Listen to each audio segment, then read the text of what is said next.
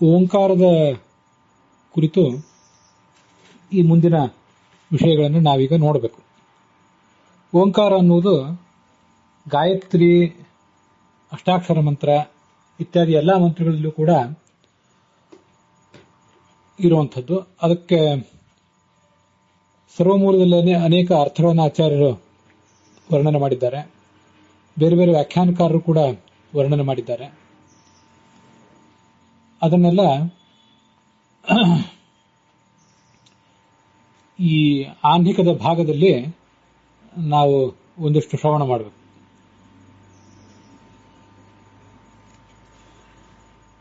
ಓಮಿತ್ಯೇಕಾಕ್ಷರಂ ಬ್ರಹ್ಮ ವ್ಯಾಹರನ್ ಮಾಮನುಸ್ಮರನ್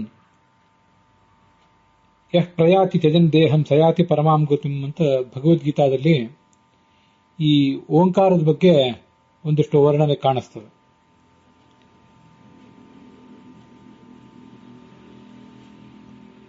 ಓಂ ಎಂಬ ಈ ಅಕ್ಷರದಿಂದ ಪ್ರತಿಪಾದ್ಯನಾದ ಬ್ರಹ್ಮನನ್ನ ಸ್ಮರಿಸ್ತಾ ದೇಹವನ್ನು ಬಿಡಬೇಕು, ಅದರಿಂದ ಸದ್ಗತಿ ಇದೆ ಅಂತ ಭಗವದ್ಗೀತಾ ವರ್ಣನೆ ಮಾಡ್ತದೆ. ಆ ಪರಮಾತ್ಮನೇ ಓಂಕಾರದಿಂದ ವಾಚ್ಯ, ಆದ್ರಿಂದ ಅವನನ್ನೇ ಓಂಕಾರ ಅಂತ ಹೇಳ್ತಾರೆ. ಏಕಾಕ್ಷರ ವಾಚ್ಯತ್ವಾತ್ ಏಕಾಕ್ಷರಂ ಬ್ರಹ್ಮ ಅಂತ ಗೀತಾ ತಾತ್ಪರ್ಯದಲ್ಲಿ ವರ್ಣನೆ ಇದೆ. ಪರಮಾತ್ಮನೇ ಓಂಕಾರ ಹೇಗೆ ಅಂದ್ರೆ ಓಂಕಾರದಿಂದ ಅವನು ವಾಚ್ಯನಾದ್ದರಿಂದ. ಬ್ರಹ್ಮಸೂತ್ರ ಭಾಷ್ಯ ಮೊದಲಾದ ಕಡೆ ಓಂಕಾರಶ್ಚ ಅಥಶಬ್ದಶ್ಚ ದ್ವಾವೇತೋ ಬ್ರಹ್ಮಣಃ ಪುರ ಕಂಠಂ ಭಿತ್ವಾ ವಿನಿರ್ಯಾತೌ ತಸ್ಮಾನ್ ಮಾಂಗಲಿಕಾವುಭೌ ಅಥಾತೋ ಬ್ರಹ್ಮ ಜಿಜ್ಞಾಸ ಓಂ ಅಥಾತೋ ಬ್ರಹ್ಮ ಜಿಜ್ಞಾಸ ಅಂತ ಹೀಗೇನು ಬ್ರಹ್ಮಸೂತ್ರಗಳು ಪ್ರಾರಂಭ ಕಾಣ್ತವೆ. ಅಲ್ಲಿ ಯಾಕೆ ಓಂಕಾರ ಮತ್ತು ಅಥಶಬ್ದಗಳನ್ನು ಪ್ರಯೋಗ ಮಾಡಿದ್ದಾರೆ ಮೊದಲು ಅಂದ್ರೆ, ಈ ಓಂಕಾರ ಮತ್ತು ಅಥಶಬ್ದಗಳು ಬ್ರಹ್ಮನ ಮುಖದಿಂದ ಹೊರಗೆ ಬಂದಂಥವು. ಅದರಿಂದ ಅದು ಅತ್ಯಂತ ಮಾಂಗಲಿಕ. ತಸ್ಮಾನ್ ಮಾಂಗಲಿಕಾ ಉಭೌ, ಅವುಗಳ ಅರ್ಥವೂ ಮಾಂಗಲಿಕ. ಅರ್ಥವನ್ನು ತಿಳ್ಕೊಂಡ್ರೆ ಮಹಾಮಂಗಲದಾಯಕ. ಅದಷ್ಟೇ ಅಲ್ಲದೆ ಅದರ ಶಬ್ದವನ್ನು ಉಚ್ಚಾರ ಮಾಡುವುದರಿಂದಲೂ ಅದನ್ನು ಕೇಳುವುದರಿಂದಲೂ ಎಲ್ಲರಿಗೂ ಮಂಗಲ ಪ್ರಾಪ್ತ ಆಗ್ತದೆ. ತತ್ರ ತಾರಾಥ ಮೂಲತ್ವಂ ಸರ್ವಶಾಸ್ತ್ರಸ್ಯ ಚೇಷ್ಯತೆ ಅಂತ ಆಚಾರ್ಯರು ಮತ್ತೊಂದು ಕಡೆ ವರ್ಣನೆ ಮಾಡಿದ್ದಾರೆ. ಓಂಕಾರಕ್ಕೇನೆ ತಾರ ಮತ್ತು ಪ್ರಣವ ಅನ್ನುವಂತಹ ಅರ್ಥವೂ ಕೂಡ ಇದೆ. ಭಗವಂತ ಓಂ ಎಂಬ ಶಬ್ದದಿಂದಲೂ ವಾಚ್ಯ, ಓಂಕಾರ ಎಂಬ ಶಬ್ದದಿಂದಲೂ ವಾಚ್ಯ. ಓಮಿತ್ಯಾಕ್ರಿಯತೆ ಯಸ್ಮಾತ್ ಓಂಕಾರೋ ಭಗವಾನ್ ಹರಿಹಿ ಅಂತ ಗೀತಾ ತಾತ್ಪರ್ಯದಲ್ಲಿ ಆಚಾರ್ಯರು ಭಗವಂತ ಓಂಕಾರ ಯಾಕೆ ಅಂದ್ರೆ ಓಂ ಎಂಬ ಶಬ್ದದಿಂದ ಕಾರ ಕರೆಯಲ್ಪಡುವುದರಿಂದ ಆತ ಓಂಕಾರ ಅಂತ ಕರೆಸ್ಕೊಂಡಿದ್ದಾನೆ ಅಂತ ಗೊತ್ತಾಗ್ತದೆ. ಪ್ರಣವ ಸರ್ವವೇದೇಶು, ಈ ತನ್ನ ವಿಭೂತಿ ರೂಪಗಳನ್ನು ವರ್ಣನೆ ಮಾಡುವಂತಹ ಪ್ರಸಂಗ 10ನೇ ಅಧ್ಯಾಯದಲ್ಲಿ ಯಾವ್ಯಾವ ವಿಭಾಗದಲ್ಲಿ ಯಾವ್ಯಾವ ಕ್ಷೇತ್ರದಲ್ಲಿ ಯಾವುದು ಶ್ರೇಷ್ಠ ಅನ್ನುವುದನ್ನೆಲ್ಲ ಭಗವಂತ ತಿಳಿಸಿ, ಪ್ರಣವ ಸರ್ವವೇದೇಶು, ಎಲ್ಲಾ ವೇದಗಳಲ್ಲಿಯೂ ನಾನು ಪ್ರಣವನಾಗಿದ್ದೇನೆ. ಓಂಕಾರ ಅಂತನ್ನೋದು ಎಲ್ಲಾ ವೇದಗಳಲ್ಲೂ ಶ್ರೇಷ್ಠವಾದದ್ದು. ಅದಕ್ಕೆ ಆ ಶ್ರೇಷ್ಠತೆ ಬಂದಿರುವುದು ನನ್ನಿಂದ ಅಂತ ವರ್ಣನೆ ಮಾಡ್ತಾನೆ.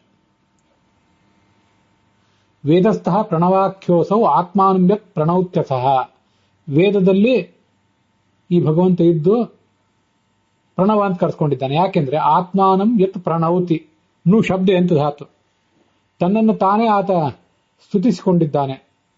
ಗಾಯತಿ ಅಂತಂದ್ರೂ ಹಾಡುತ್ತಾನೆ, ತನ್ನನ್ನು ತಾನು ಹಾಡ್ತಾನೆ ಅಂತ ಅರ್ಥ. ಪ್ರಣೌತಿ ಅಂತಂದ್ರೂ ಸ್ತೋತ್ರ ಮಾಡ್ತಾನೆ ಅಂತಾನೆ ಅರ್ಥ.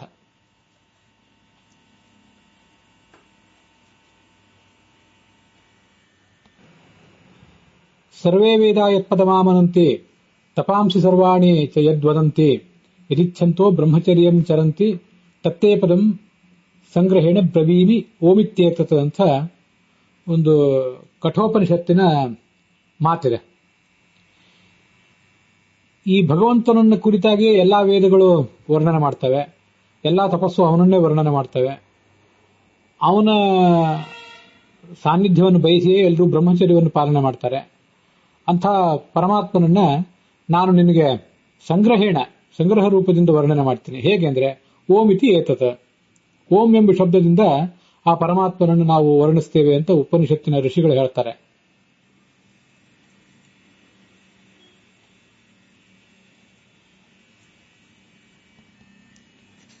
ಛಾಂದೋಗ್ಯ ಉಪನಿಷತ್ತು ವರ್ಣನೆ ಮಾಡುವಂತೆ ತದ್ಯಥಾ ಶಂಕುನಾ ಸರ್ವಾಣಿ ಪರ್ವಾಣಿ ಸಂತೃಣ್ಣಾನಿ ಏವಮೇವ ಓಂಕಾರೇಣ ಸರ್ವ ವಾಕ್ ಸಂತೃಣ್ಣ ಓಂಕಾರೇವೇದಂ ಸರ್ವಂ. ಈ ಛಾಂದೋಗ್ಯ ಉಪನಿಷತ್ತು ಕೊಟ್ಟಿರುವಂತಹ ಆ ಒಂದು ಉದಾಹರಣೆ ಏನಿದೆ, ಒಂದಿಷ್ಟು ಎಲೆಗಳನ್ನು ಒತ್ತೊತ್ತಾಗಿ ಜೋಡಿಸಿಟ್ಟು ಅದರ ಮೇಲೊಂದು ಮೊಳೆ ಅಥವಾ ಒಂದು ಸೂಜಿಯನ್ನು ಚುಚ್ಚಿದ್ರೆ ಆ ಸೂಜಿ ಎಂಬುದು ಮೇಲಿನ ಎಲೆಯನ್ನು ಭೇದಿಸಿ ಕೊನೆಯ ಎಲೆಯವರೆಗೂ ಹೋಗ್ತದೆ.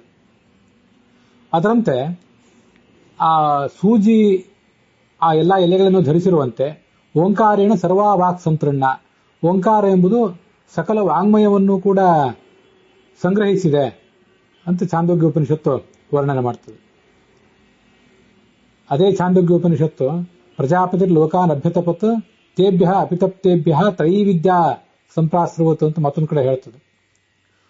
ಮೂರು ಲೋಕದಲ್ಲೂ ಸಾರವತ್ತಾದ್ಯಾವುದು ಅಂತ ಆಲೋಚನೆ ಮಾಡಿ ಬ್ರಹ್ಮ ಮೂರು ವೇದಗಳನ್ನ ಸಾರವತ್ತಾದ್ದು ಅಂತ ಸ್ವೀಕಾರ ಮಾಡಿಟ್ಟ. ಅವುಗಳನ್ನು ಶೋಧನೆ ಮಾಡಿ ಅದರ ಸಾರಭಾಗ ಯಾವುದು ಅಂದ್ರೆ ಭೂಹು ಭೂಹ ಸ್ವಹ ಅನ್ನುವ ವ್ಯಾಹೃತಿಗಳು. ಅದರಲ್ಲೂ ಸಾರತಮವಾದದ್ದು ಅಂದ್ರೆ ಓಂಕಾರ. ತಾನೇ ಅಭ್ಯತಪತ್ ತೇಭ್ಯ ಅಭಿತಪ್ತೇಭ್ಯ ಓಂಕಾರ ಪ್ರಾಸ್ರವತ್. ಮೂರು ವೇದಗಳ ಸಾರವೇ ಮೂರು ವ್ಯಾಹೃತಿಗಳು, ಆ ವ್ಯಾಹೃತಿಗಳ ಸಾರವೇ ಓಂಕಾರ. ಮಾಂಡೂಕ ಉಪನಿಷತ್ತಿನಲ್ಲಿ ಇಡಿಯಾಗಿ ಓಂಕಾರದ ಮಹತ್ವವೇ ತುಂಬಿಕೊಂಡಿದೆ. ಓಮಿತ್ಯೇತದಕ್ಷರಂ ಇದಂ ಸರ್ವಂ. ಈ ಪರಮಾತ್ಮನ ಎಲ್ಲಾ ರೂಪಗಳು ಕೂಡ ಓಂಕಾರದಿಂದಲೇ ವರ್ಣಿತ ಆಗಿವೆ. ಪರಮಾತ್ಮ ಗುಣಪೂರ್ಣ ಅಂತನ್ನುವುದನ್ನ ಓಂಕಾರ ಹೇಳ್ತದೆ. ಆ ಎಲ್ಲಾ ರೂಪಗಳು ಕೂಡ ಓಂಕಾರದಿಂದ ಪ್ರತಿಪಾದ್ಯವಾಗಿವೆ. ಗುಣಪೂರ್ಣ ಅನ್ನುವ ಅರ್ಥವನ್ನ ಆ ಓಂಕಾರ ಹೇಳ್ತದೆ. ಮಾಂಡೂಕ ಉಪನಿಷತ್ನಲ್ಲಿ ಹೀಗೆ ಕಾಣುವಂತೆ ಓಮಿತ್ಯೇತದಕ್ಷರಮಿದಂ ಸರ್ವಂ ತಸ್ಯೋಪ ವ್ಯಾಖ್ಯಾನಂ ಭೂತಂ ಭವದ್ ಭವಿಷ್ಯತಿತಿ. ಸರ್ವಂ ಓಂಕಾರ ಏವ ಯಚ್ಚಾನ್ಯತ್ ತ್ರಿಕಾಲಾತೀತಂ ತದಪ್ಯೋಂಕಾರ ಏವ. ಈ ಭಗವಂತ ಭೂತ ಭವಿಷ್ಯತ್ ವರ್ತಮಾನ ಎಲ್ಲಾ ಕಾಲದಲ್ಲೂ ಕೂಡ ಒಂದೇ ರೀತಿಯಾಗಿದ್ದಾನೆ.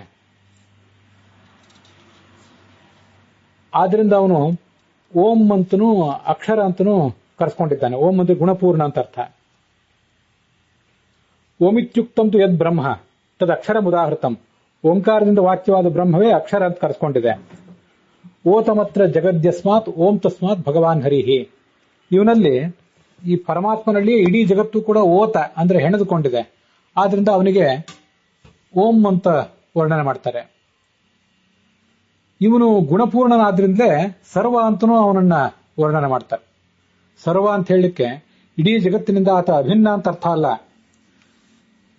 ಗುಣಪೂರ್ಣನಾದ್ರಿಂದ ಅವನಿಗೆ ಸರ್ವ ಶಬ್ದವಾಚ್ಯತ್ವ ಇದೆ. ಸರ್ವಂ ಹೇತದ್ ಬ್ರಹ್ಮ ಅಯಮಾತ್ಮ ಬ್ರಹ್ಮ ಸೋಯಮಾತ್ಮ ಚತುಷ್ಪಾತ್. ಇದು ಮಾಂಡೂಕ ಉಪನಿಷತ್ತಿನ ಒಂದು ತುಣುಕು. ಓಂಕಾರವಾಚ್ಯನಾದ ಹರಿಯೇ ಪೂರ್ಣ. ಅವನು ಉಳಿದೆಲ್ಲ ಜೀವಗಣದಲ್ಲಿ ನಿಯಾಮಕನಾಗಿದ್ದು ಓಂ ಅಂತ ಕರೆಸ್ಕೊಂಡಿದ್ದಾನೆ. ಅವನು ಹೊರತು ಬೇರೆ ಯಾರೂ ಕೂಡ ಗುಣಪೂರ್ಣರಲ್ಲ ಅಂತ ಉಪನಿಷತ್ತು ವರ್ಣನೆ ಮಾಡಿದೆ. ಓಂಕಾರೋ ವಿಜಿತೋ ಏನ ಸಮುನಿರ್ ನೇತರೋ ಜನಃ. ಓಂಕಾರದ ಅರ್ಥವನ್ನು ತಿಳ್ಕೊಂಡವನೇ ಮುನಿ ಅಂತ ಕರೆಸ್ಕೊತಾನೆ. ಸರ್ವವ್ಯಾಪಿನ ಓಂಕಾರಂ ಮತ್ವಾಧೀರೋ ನಶೋಚತೆ. ಓಂಕಾರವಾಚ್ಯನಾದ ಭಗವಂತ ಇಡೀ ಜಗತ್ತಿನಲ್ಲೂ ಕೂಡ ವ್ಯಾಪಿಸಿಕೊಂಡಿದ್ದಾನೆ. ಅವನನ್ನ ತಿಳಿದ್ರೆ ಯಾವುದೇ ಶೋಕಕ್ಕೂ ಒಳಗಾಗೋದಿಲ್ಲ. ವಿಷ್ಣು ಸಹಸ್ರನಾಮದಲ್ಲೂ ಕೂಡ ಓಂ ವಿಶ್ವಂ ವಿಷ್ಣು ಷಟ್ಕಾರ ಆರಂಭದಲ್ಲಿ ಓಂ ಪ್ರಾರಂಭ ಆಗಿ ಸರ್ವಪ್ರಹರಣಾಯುಧೋಂ ನಮ ಇತಿ ಅಥವಾ ಸರ್ವಪ್ರಹರಣಾಯುಧ ಓಂ ನಮ ಇತಿ ಅಂತ ಹೀಗೆ ವರ್ಣನೆ ಮಾಡಿದ್ದಾರೆ. ಇದು ಆ ವಿಷ್ಣು ಸಹಸ್ರನಾಮಕ್ಕೆ ರಾಘವೇಂದ್ರ ಸೂರಿ ಅನ್ನೋರು ಮಾಡಿದಂಥ ಒಬ್ಬೊಂದು ಸಹಸ್ರನಾಮ ಭಾಷ್ಯದಲ್ಲಿ ಹೀಗೆ ವ್ಯಾಖ್ಯಾನ ಇದೆ. ಶಬ್ದರಾಶಿಸು ಪ್ರಣವಸ್ಯ ಶೈಷ್ಠ್ಯಾತ್. ಎಲ್ಲ ವಾಂಗ್ಮಯದಲ್ಲಿಯೂ ಕೂಡ, ವೈದಿಕ ವಾಂಗ್ಮಯದಲ್ಲಿಯೂ ಈ ಓಂಕಾರ ಅನ್ನೋದು ಬಹಳ ದೊಡ್ಡದಾದ್ರಿಂದ ವಿಷ್ಣು ಸಹಸ್ರನಾಮದ ಆರಂಭದಲ್ಲಿಯೂ ಕೊನೆಯಲ್ಲಿಯೂ ಓಂಕಾರವನ್ನ ಹೇಳಿದ್ದಾರೆ. ವಿಷ್ಣು ಸಹಸ್ರನಾಮದಲ್ಲಿಯೇ ಆ ಓಂಕಾರದ ಮತ್ತೊಂದು ಪರ್ಯಾಯ ಪದವಾದಂತಹ ಪ್ರಣವ, ಸತ್ಪಥಾಚಾರ, ಪ್ರಾಣದ ಪ್ರಣವ ಪಣಃ ಅಂತ ಸೇರ್ಕೊಂಡಿದೆ. ಅಶೋಕ ತಾರಣ ತಾರಹ ಎಂಬಲ್ಲಿಯೂ, ತಾರ ಅಂದ್ರೂ ಓಂಕಾರ, ನಾವು ಹಿಂದೆ ನೋಡಿದ್ದೀವಿ. ತಾರ, ಪ್ರಣವ, ಓಂಕಾರ ಇವೆಲ್ಲವೂ ಕೂಡ ಆ ಓಂಕಾರದ ಪರ್ಯಾಯ ಪದಗಳು. ಈ ಗೀತೆಯಲ್ಲಿ ಓಂ ತತ್ ಸದಿತಿ ನಿರ್ದೇಶ ಬ್ರಹ್ಮಣ ತ್ರಿವಿಧ ಸ್ಮೃತಃ, ಪರಬ್ರಹ್ಮನ ಕುರಿತಾದಂತಹ 3 ಶಬ್ದಗಳು ಅಂದ್ರೆ ಓಂ, ತತ್ ಮತ್ತು ಸತ್ ಅಂತ ಹೀಗೆ 3.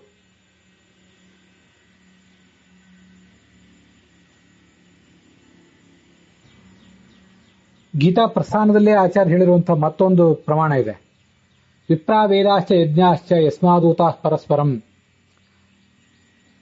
ವಿಹಿತಾ ವಿಷ್ಣುನಾಥೇನ ವಿಷ್ಣುರೋಮಿತ್ಯುದಾಹೃತಃ ವಿಷ್ಣುರೋಮಿತಿ ಕೀರ್ತಿತಃ. ಈ ಓಂ ಅನ್ನೋದು ಒಂದು ತ್ರಿಕೋಣವನ್ನು ಹೇಳ್ತದೆ. ಬ್ರಾಹ್ಮಣರು, ವೇದಗಳು ಮತ್ತು ಯಜ್ಞಗಳು.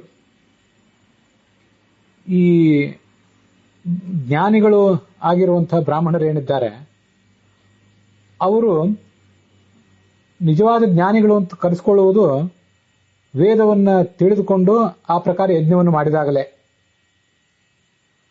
ವೇದ ಆಗಲಿ, ವೇದದ ಅಧ್ಯಯನವಾಗಲಿ, ಶಾಸ್ತ್ರಾಧ್ಯಯನವಾಗಲಿ ಮತ್ತೆ ಯಜ್ಞವಾಗಲಿ ಇಲ್ಲದೆ ಹೋದರೆ ಅವರನ್ನು ಬ್ರಾಹ್ಮಣ ಅಂತ ಕರೆಯುವುದು ವ್ಯರ್ಥ. ಹೀಗೆ ಬ್ರಾಹ್ಮಣರಿಗೆ ವೇದಗಳ ಮತ್ತು ಯಜ್ಞಗಳ ಅವಲಂಬನೆ ಇದೆ. ವೇದಗಳಿಗೂ ಕೂಡ ಬ್ರಾಹ್ಮಣರ ಮತ್ತು ಯಜ್ಞದ ಅವಲಂಬನೆ ಇದೆ. ವೇದಶಾಸ್ತ್ರ ಇದೆ, ಆದರೆ ಅದನ್ನು ಅಧ್ಯಯನ ಮಾಡುವವರು ಯಾರೂ ಇಲ್ಲ ಅಂತ ಆದರೆ ವೇದ ಯಾರ ಗಮನಕ್ಕೂ ಬರದಂತಾಗ್ತದೆ. ಆದ್ರಿಂದ ಜ್ಞಾನಿಗಳಾದಂಥವರು ಆ ವೇದವನ್ನು ಅಧ್ಯಯನ ಮಾಡಿ ಅದಕ್ಕೆ ತಕ್ಕಂತೆ ಯಜ್ಞಾದಿಗಳನ್ನು ಮಾಡಬೇಕು. ಹಾಗೆ ಮಾಡಿದಾಗಲೇ ವೇದಗಳು ಕೂಡ ಎಲ್ಲರ ಗಮನಕ್ಕೂ ಬರ್ತವೆ. ಹೀಗೆ ವೇದಗಳಿಗೆ ಬ್ರಾಹ್ಮಣರ ಮತ್ತು ಯಜ್ಞಗಳ ಅವಲಂಬನೆ ಇದೆ. ಯಜ್ಞಕ್ಕೂ ಕೂಡ ವೇದಗಳ ಮತ್ತು ಬ್ರಾಹ್ಮಣರ ಅವಲಂಬನೆ ಇದೆ. ಬ್ರಾಹ್ಮಣರಿದ್ದಾರೆ, ಆದರೆ ವೇದವೇ ಇಲ್ಲದೆ ಹೋದರೆ ಯಜ್ಞವನ್ನು ಮಾಡ್ಲಿಕ್ಕೆ ಬರೋದಿಲ್ಲ. ಶಾಸ್ತ್ರದ ಜ್ಞಾನವೇ ಇಲ್ಲದೆ ಹೋದರೆ ಯಜ್ಞಗಳನ್ನ ಬ್ರಾಹ್ಮಣರು ಅಂತ ಕರೆಸ್ಕೊಂಡವರು ಮಾಡ್ಯಾರ ಏನನ್ನ. ಇನ್ನ ವೇದಗಳಿವೆ, ಆದರೆ ಬ್ರಾಹ್ಮಣರೇ ಇಲ್ಲದೆ ಹೋದ್ರೆ ಆ ಯಜ್ಞಗಳನ್ನು ಮಾಡುವವರು ಯಾರು? ಹೀಗೆ ಯಸ್ಮಾದೋತಾ ಪರಸ್ಪರಂ, ಈ 3 ಪರಸ್ಪರ ಹೆಣೆದಿಟ್ಟಿದ್ದಾನೆ ಭಗವಂತ. ಅದಕ್ಕಾಗಿ ಅವನಿಗೆ ಓಂ ಅಂತ ಕರೀತಾರೆ ಅಂತ. ನಮ್ಮ ಸಾಧನೆಯ ದೃಷ್ಟಿಯಿಂದ ಬಹಳ ಮಹತ್ವದ್ದು. ಓಂ ಅನ್ನೋದು ಭಗವಂತ ಗುಣಪೂರ್ಣ ಅನ್ನೋದನ್ನು ಹೇಳ್ತದೆ. ಅದು ಭಗವಂತನ ಗುಣಗಳ ವರ್ಣನೆ ಆಯಿತು. ಈ ಶ್ಲೋಕ ನಮ್ಮ ಕರ್ತವ್ಯವನ್ನು ತೋರಿಸ್ತದೆ. ನಾವು ಬ್ರಾಹ್ಮಣರು, ಜ್ಞಾನಿಗಳು ಅಂತ ಕರೆಸ್ಕೋಬೇಕಾದ್ರೆ ವೇದ ಮತ್ತು ವೇದದ ಅಧ್ಯಯನ, ಯಜ್ಞದ ಆಚರಣೆ ಬೇಕೇ ಬೇಕು. ಹೀಗೆ ನಮ್ಮ ಕರ್ತವ್ಯವನ್ನು ನಿರ್ದೇಶಿಸುವ ದೃಷ್ಟಿಯಿಂದ ಈ ಶ್ಲೋಕ ಅಂತೂ ಬಹಳ ಮಹತ್ವದ್ದಾಗಿದೆ.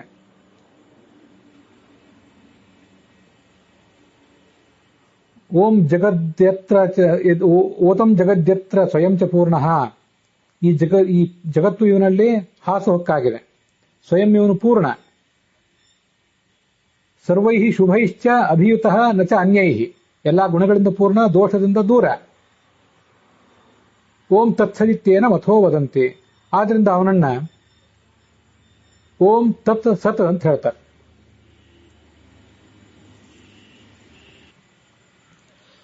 ಸತ್ ಅಂದ್ರೆ ದೋಷರಹಿತ, ಗುಣಪೂರ್ಣ ಅಂತ ಅರ್ಥ.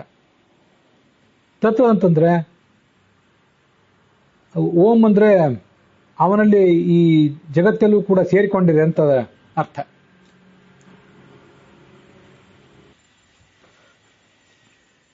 ಅಭಿಸಂಹಿತಂ ಹಿ ತತ್ಪ್ರೋಕ್ತಂ ತತಂ ವಾ ಸ್ವಗುಣೈ ಸದಾ. ತತ್ ಅಂದ್ರೆ ಆ ಭಗವಂತ ಎಲ್ಲಾ ದೇಶಕಾಲದಲ್ಲಿ ವ್ಯಾಪ್ತ, ಮತ್ತೆ ಗುಣಪೂರ್ಣ ಅಂತನೂ ಅರ್ಥ. ಹೀಗೆ ಓಂ ಅಂದ್ರೆ ಗುಣಪೂರ್ಣ, ತತ್ ಅಂದ್ರೆ ಎಲ್ಲ ದೇಶಕಾಲದಲ್ಲಿ ವ್ಯಾಪ್ತ, ಸತ್ ಅಂದ್ರೆ ನಿರ್ದುಷ್ಟ. ಹೀಗೆ 3 ಅರ್ಥಗಳನ್ನ ತಿಳಿದುಕೊಳ್ಬೇಕು. ಆ ಭಗವಂತನಿಗೆ ಇವು ಮೂರು ಮಹತ್ವದ ರಹಸ್ಯದ ಅರ್ಥವನ್ನು ಒಳಗೊಂಡಂತ ನಾಮಗಳು ಅಂತ ಹೇಳ್ತಾರೆ. ಈ ಭಾಗ ಇಲ್ಲಿಗೆ ಸಮಾಪ್ತಿಯನ್ನು ಕಂಡಿದೆ.